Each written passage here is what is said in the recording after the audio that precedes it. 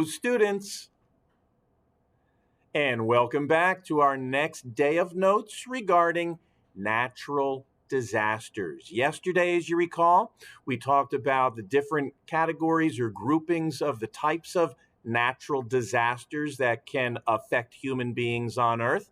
And we also spent a little bit of time exploring a little deeper those natural disasters caused by internal processes, namely those that are caused by tectonic forces. Well, today we're going to continue our discussion and we're going to focus on disasters caused by surface processes. And so let's get into our notes. We'll try and finish this up so that we can explore some other video clips regarding disasters caused by surface processes. And we'll begin with the three lithospheric forces that we made reference to yesterday. In particular, remember that lithospheric refers to the lithosphere, the crust of planet Earth. And so the first one that we'll explore here is called mass wasting. This is a word that should sound familiar to you from a previous topic. If you recall, earlier this unit, we learned about erosion and deposition. And erosion and deposition occur on the lithosphere of planet Earth. But here's the deal. Some of these events can take place on small scales. But when they take place on a very large scale and there's a human population nearby, it becomes a full-fledged natural disaster. Mass wasting can be a devastating natural disaster. Mudslides and avalanches are devastating to populations that might be downhill or even uphill from these events. If you have a house at the top of a cliffside and a mudslide or landslide occurs, your entire house can wash down the hill very, very quickly, hopefully without you in it. But it does and can happen. It happens around the world in different places that are prone to mass wasting. Let's say you're living in a village at the bottom of a cliffside and there is an unusually high level of precipitation or what have you. Well, this can cause a mudslide or landslide as well. And there's one more example here that we will examine, and that is the avalanche. Avalanches, especially during the wintertime in skiing resort areas, avalanches can have a devastating effect on local human populations. Every year, I hear of stories, particularly in the Alps, where a small village is devastated by an avalanche, having snow travel at over 100 miles an hour and completely encasing buildings or people. So all of these are caused by gravity specifically, but they are lithospheric forces. They happen on the surface of planet Earth. So that's number one, mass wasting. Number two are floods. Now, floods can take place on a wide range of areas, from small rivers like the Pequest River to larger rivers like the Delaware River. Floods happen along these rivers all the time. But if you're in a coastal region, you might live near a bay or you might live right on the ocean. And based on different environmental factors, high tides and storms and so forth, flooding can inundate large regional areas. So floods happen on the lithosphere, the surface of the Earth, and they can cause devastating damage to humans. I have some videos I'm going to show you after this lesson about local floods that I have actually videoed as well, right here on the Delaware River. And I've seen houses floating down the Delaware River before during tremendous floods. And I'll show you a video of that, as well as some others as well. All right, next, we've got sinkholes. What is a sinkhole? Well, a sinkhole, let me just expose this here. There we go. A sinkhole is a collapse of a cave that is under the ground. We've learned about caves before, and we know how caves can form under the ground, especially in areas like we live. We have a lot of limestone or dolomite underneath the surface of the earth here where we live. And limestone can dissolve very easily as infiltration carries water into the ground. It can open up caverns, openings, and entire caves under the surface of the ground, even here locally. Now, some caves we might even be able to explore. There are a number of great caves found locally here. I'll mention them to you in class. But here's the deal. If there's a cave, it means it's got a roof. And a cave that has a roof has a surface on top of it. Now, there are a variety of reasons why the roof on top of a cave might collapse. Maybe it has to do with the hydrologic cycle. Maybe the water table is dropping. Maybe the cave used to be filled with water. Maybe there's just continuing erosion, making the cave or the cavern itself larger and larger, and the gap is too big for the ground above it to be supported any longer. Whatever the reason, however, caves can collapse. And these can be small caves or large caves. Small caves that collapse around here usually happen in agricultural fields, and we simply call them sinkholes. And you have to be really careful because a sinkhole might be big enough to, get a tractor stuck in. But in other areas like Florida, Florida has become famous for its sinkholes. The population of Florida is growing so quickly, and it's drawing out the groundwater at such a high rate that the groundwater is dropping. And as the groundwater drops, it opens up these caverns, these caves under. And when that cave or cavern is hollow and the water isn't in it any longer to keep the surface intact, it can collapse. And here's a picture of a massive sinkhole in Florida that swallowed up an entire house. An entire house sank into this sinkhole. I would call that major destruction, especially if it's your house. So sinkholes are another of the lithospheric forces or the disasters that can occur from lithospheric forces. So we've got mass wasting, flooding, and sinkholes. Now let's move up a little bit higher to disasters caused by severe weather. And weather, as you know, whether you like it or not, weather takes place in the atmosphere. And we've learned all about the atmosphere in previous topics. So let's address some of the disasters caused by severe weather. There are three atmospheric forces that can cause disasters. The first one is extreme temperatures. And when we're talking extreme temperatures, we're talking extreme in opposite directions, either really cold or really hot. I love this picture on the left here. I believe this is taken somewhere near the Great Lakes in the United States. Either that or somewhere in Scandinavia. Both of those regions experience blowing moisture from lakes that freeze on contact when they hit something cold.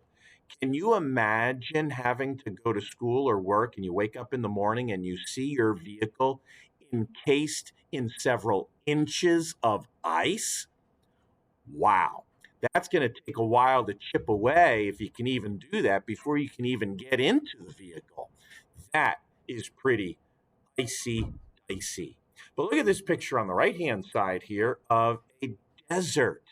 This is definitely a drought. You can see that the clay-like soil here is so hot and dry. It's literally cracking like alligator skin. Or maybe your skin looks like that in the wintertime when it dries out and you have to put hand moisturizer on. Sometimes mine does. But from blizzard to drought, from cold to hot, extreme changes in temperature can cause natural disasters, especially, I mean, look at this one on the left. Right here locally, we know that sometimes during blizzard like or icy storms, power goes out, people lose their heat. It can be a devastating experience. All right, let's move on to number two. Number two are hurricanes. Hurricanes generally affect the coast more than inland areas, and specifically, hurricanes can cause tremendous coastal flooding and strong, and let's look at this picture, strong winds. And we can see the winds in this picture are pretty severe.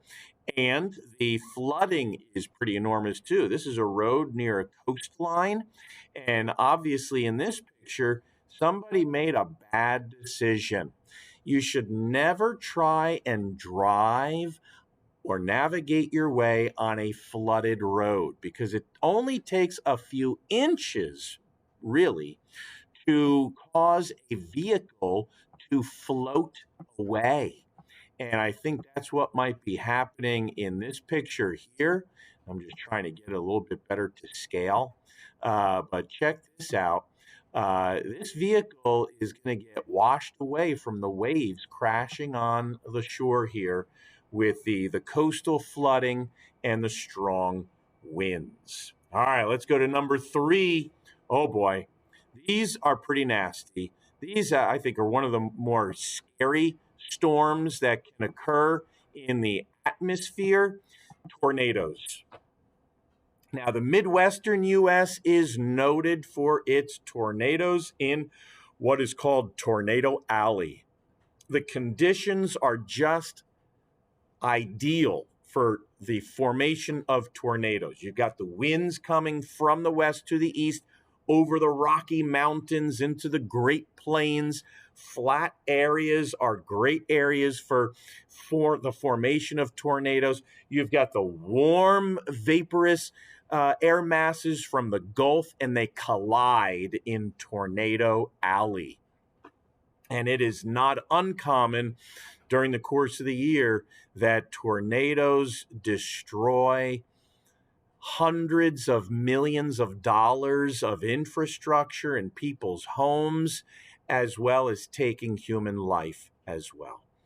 Now, to a smaller degree, we have tornadoes even here in this part of New Jersey. Generally speaking, the tornadoes are smaller and less severe, but they can still cause localized destruction. In fact, in recent years, whether it's due to global warming or something else, there seems to have been an increase in the frequency and severity of even localized tornadoes here in this part of the country compared to what it used to be many years ago.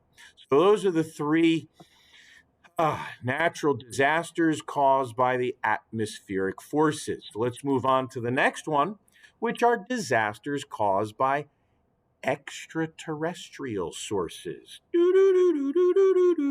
Now, when you hear of extraterrestrial, we think of E.T. E.T. go home. All right, E.T., the terrestrial, extraterrestrial. We're not talking about aliens necessarily here, although who knows, they might be out there. But the first and foremost extraterrestrial source of disasters are asteroids and meteoroids. These can cause huge devastation and destruction over a real big area because I made mention of this picture yesterday of Meteor Crater in the southwestern US. This crater actually measures a mile in diameter.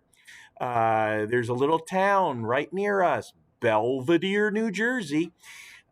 Belvedere, New Jersey would fit inside this crater. That's how big this crater is.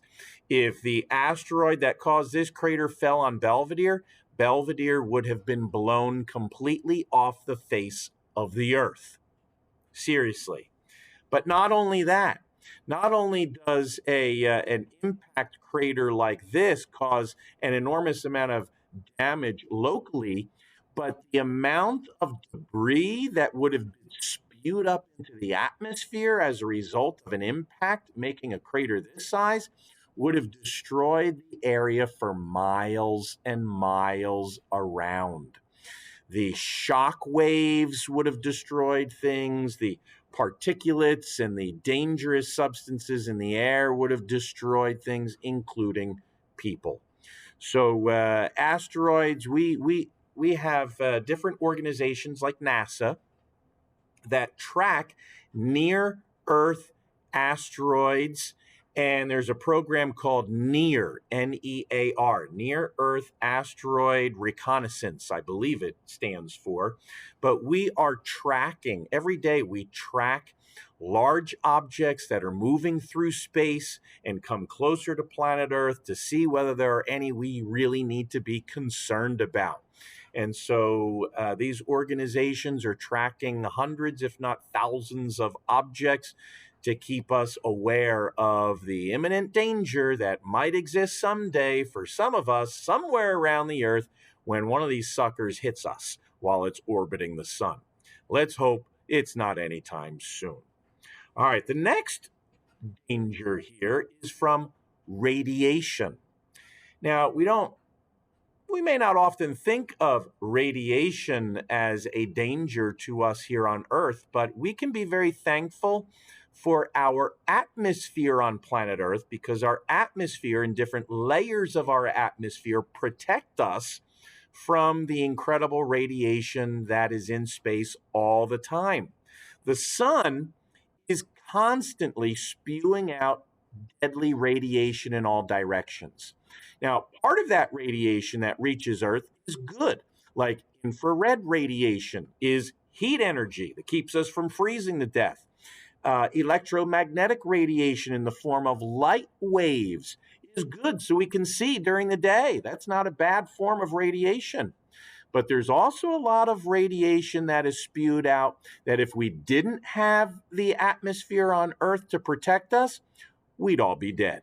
You could not live on the surface of the moon without protecting yourself from radiation. You could not live on the surface of Mars without protecting yourself from radiation. Why? Because these bodies don't have thick atmospheres that protect the surfaces from radiation like planet Earth does. And so radiation is in space and it's a concern to astronauts when they're on the space station orbiting Earth. When there is intense solar activity, they actually have to evacuate the space station and go into space capsules or special portions of the space station that are more protected from the radiation, or they could end up either getting cancer or dying from the high levels of radiation. So space radiation, definitely a danger, and sometimes it can break through our atmosphere. For instance, when there's a lot of solar activity and our atmosphere just can't handle it, maybe you've heard of the aurora borealis or the aurora australis, the northern lights. The northern lights is a result of radiation getting into Earth's atmosphere. And yeah, it looks awfully pretty, but it's revealing to us the magnitude and strength of the radiation that always exists in space. That brings us to the third and final extraterrestrial force, and that is, well, I have a silly little picture here, but we are constantly seeking out and searching for extraterrestrial life forms. Now, it's probably unlikely we'll discover any life forms that looks like ET, but we are looking for life forms that might be microbial in nature. We have recently discovered some asteroids that contain amino acids, which are organic chemicals. And there is some concern that if one of these asteroids were to hit Earth, some of these microbial life forms potentially could infect our planet with some devastating virus or disease caused by one of these microbial life forms that we have yet to discover, and it could cause devastation. So we have the question mark here because we really haven't discovered anything yet, but who knows? When we go to Mars in a few years from now, maybe we will discover some Martian microbial life forms that could devastate a human population. Time will tell. And that brings us to our final category, the human activities influence on natural disasters. And I made mention yesterday that these are called anthropomorphic. Did you have enough time to copy that down, by the way? Human activities influence on natural disasters. And these are anthropomorphic sources caused by three anthropomorphic sources or human activity. The first one we spent a whole week on last week, pollution. We know about pollution and hopefully how to avoid it. Pollution is the contamination of resources, and that could be water pollution, land pollution, air pollution, as we see in this picture here. But so we've talked exhaustively about exhaustively, exhaustively. We've talked exhaustively about pollution already. Number two is population. Now, overpopulation in certain areas can cause resource depletion. In other words, any area has a certain carrying capacity, and that carrying capacity has the available resources to sustain a certain population of a certain size. Now, we could be talking about plants, animals, or humans. If a population exceeds the carrying capacity, and again, we could be talking about plants, animals, or humans, if the population is larger than the carrying capacity, then that land can no longer provide the resources needed for that particular population. We have, unfortunately, places around our planet that are so densely populated that there aren't enough resources to go around, and people are literally dying to leave, literally dying of starvation, trying to escape any way possible from a particular area in order to find a place on Earth with a greater carrying capacity that has the resources needed for human survival. So population can cause resource depletion, and truly this is a natural disaster when it happens. And finally, number three, preservation. We've got pollution, population, and preservation.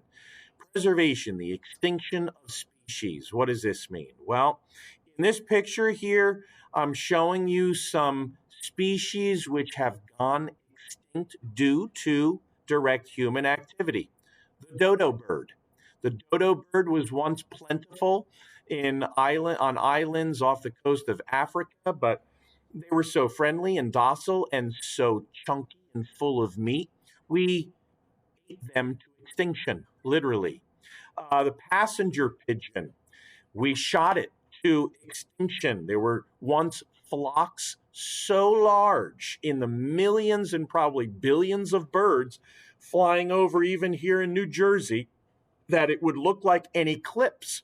It would shield out the sunlight during the day, and the daylight would disappear. It would look like nighttime because the flocks of these birds were so plentiful.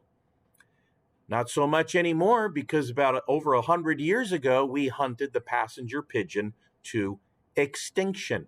There are no more on planet Earth any longer. Now, why are we talking about extinction of species? Well, it's because of this. Scientists, biologists in particulars, those in the medical field, many of our medicines have come from plant or animal sources. We have to have those plants or animals to extract the ingredients needed for a lot of medicines. If we cause the extinction of a species and then later find out that that species of plant or animal held the cure to a devastating disease, it would be too late. That would be truly a natural disaster. So it is important for humans to be good stewards of the resources for a whole host of reasons that we've talked about previously, but also in the context of preventing a natural disaster. Variety is the spice of life, they say.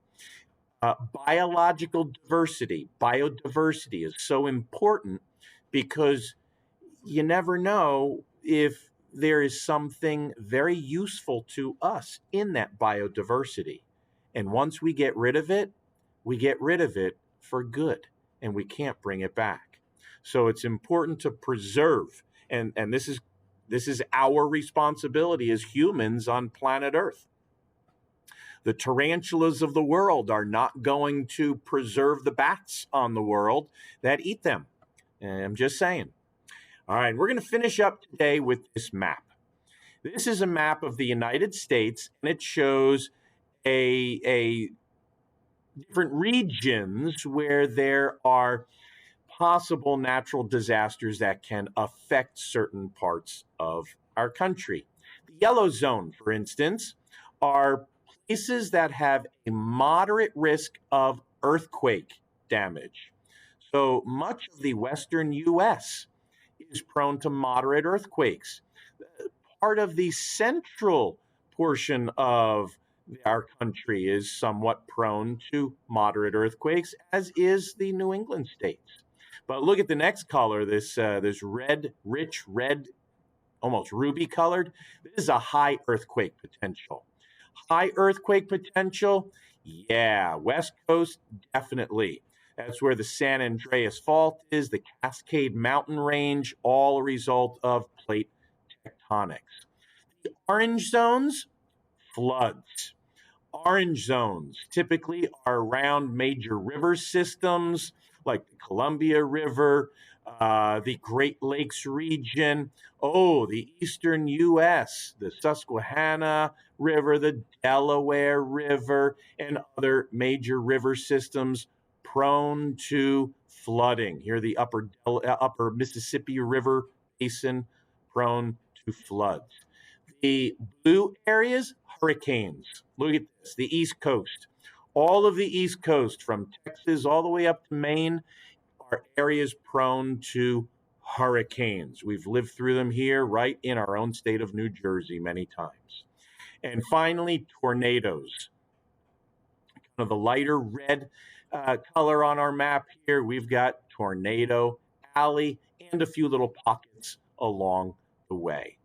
So if you look at this map and this map alone and wanted to find an area where you don't have the possibility of any disasters at all, well, that truly doesn't exist. But based on this map, boy, I might be moving to Montana or maybe central South Texas here, maybe eastern New Mexico. Golly, I don't know. Some of these places here are awfully cold, And these areas get awfully hot. Oh, well, what do you know? Look at this. The state of Michigan is all in white. It looks like the only state that isn't covered by any color. However, the state of Michigan has a lot of factories and a lot of air pollution. Just saying. And also, it's surrounded by the Great Lakes. So if you're near the shore, even though it doesn't show up on this map, probably prone to a lot of snowfall in the winter, which doesn't even show up on this particular map. If we showed blizzards, this entire northern region would be covered in white as well from blizzards. But these kinds of maps are useful if you do want to try to avoid natural disasters. Now, I know we have gone through a lot of information today, and tomorrow in the lab, we're going to create our own little natural disasters. So until then, I'm going to say bye bye.